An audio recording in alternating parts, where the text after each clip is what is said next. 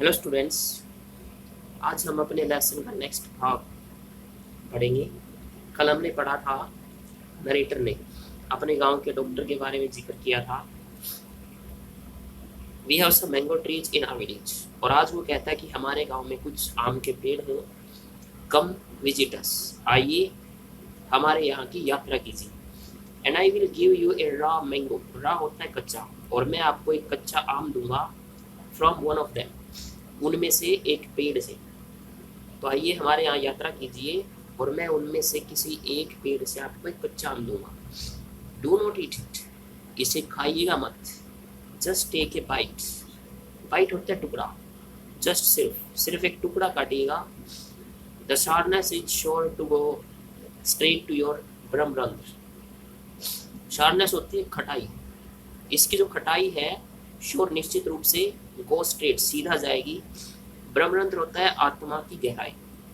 तो जब आप इसका एक टुकड़ा काटेंगे तो इसकी जो खटाई है वो निश्चित रूप से सीधा आपकी आत्मा की गहराई तक चली जाएगी। तो आम इतने खट्टे। I was took one such fruit home. Such mean ऐसा।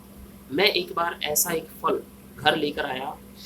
And a chutney was made out of it, और इसकी चटनी बनाई गई। All of us ate it, हम सब ने इस चटनी को खाया। The cough we suffered from after that, exclamatory sign है। तो नरेटर कहता है कि वो खांसी, सफ़र होता है पीड़ित होना, और उसके बाद हम जिस खांसी से पीड़ित हुए, it was when I went for the cough medicine. तो यह तब हुआ जब मैं कफ खांसी की दवाई लेने के लिए गया। तो ये बात तब हुई जब मैं खांसी की दवाई लेने के लिए गया। That the doctor told me about the special quality of the fruit। तो ये बात तब हुई जब मैं खांसी की दवा लेने के लिए गया कि डॉक्टर ने मुझे इस फल की विशेष क्वालिटी, इस फल के विशेष गुण के बारे में बताया। Just as the mango is special, just as जैसे, बिल्कुल जैसे कि आम विशेष है। So is everything else. Else होता है दूसरा, अराउंड आवर विलेज। तो बिल्कुल जैसे आम विशेष है, हमारे गांव की प्रत्येक चीज विशेष है। We have a creeper growing in the ever so fine water of the village pond. Creeper होते बेल, ग्रो मीन उगना। एवर सो फाइन होता है हमारा हमेशा साफ रहने वाला। तो हमारे यहाँ एक बेल है जो कि हमेशा साफ रहने वाले गांव के तालाब के पास उगती है। कौन होता है तालाब। Its flowers are a feast to behold. Feast होता है संतोष, बीहोल्ड होता है देखना। इसके जो फूल हैं उन्हें देखने से संतोष मिलता है। तो वो जब उनको देखा जाता है तो वो संतोष का, शांति का कार्य करता है।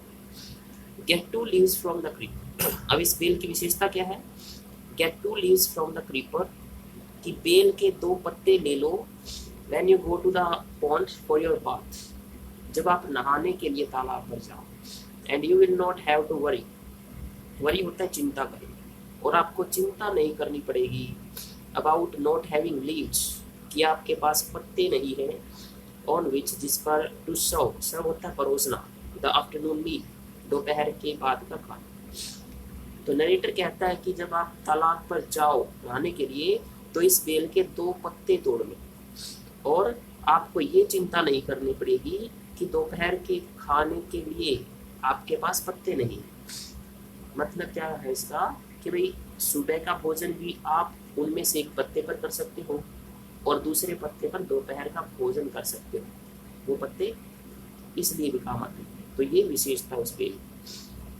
You will say I am rambling. Ramble होता है इधर उधर की बातें करना, भटक जाना। आप कहोगे कि मैं भटक रहा हूँ। It is always like that, हमेशा ही ऐसा होता है। When the subject of our village comes up, जब हमारे गांव का विषय आता है। तो जब हमारे गांव का विषय आता है तो हमेशा ऐसा ही होता है। बट इनफ, लेकिन बहुत हो गया।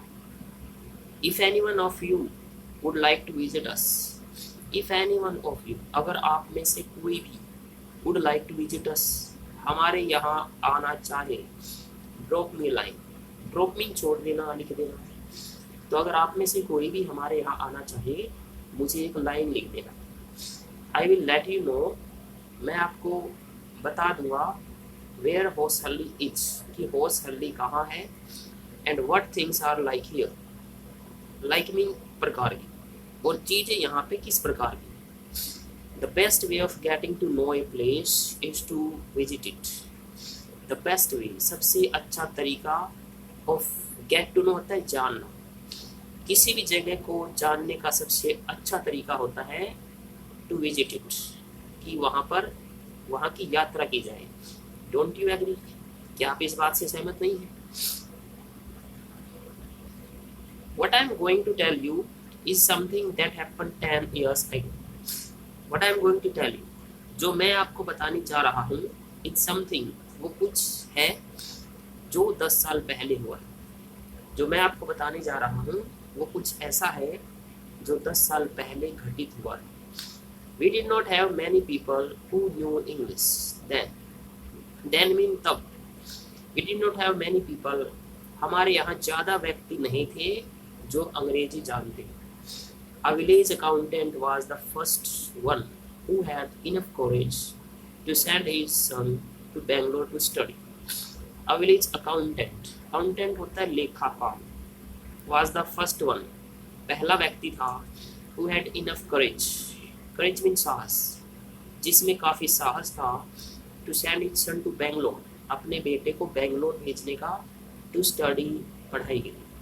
हमारे गांव का जो अकाउंटेंट है वो पहला ऐसा व्यक्ति था जिसने अपने बेटे को बेंगलोर पढ़ाई के लिए भेजने का काफ़ी साहस दिखाया।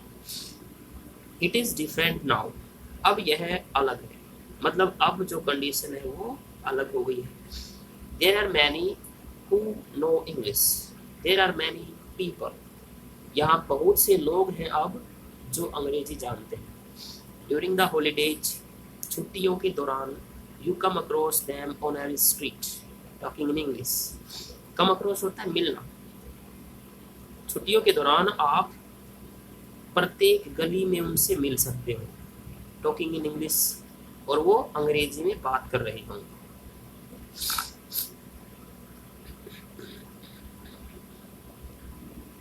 तो यहीं तक हम पढ़ेंगे आज।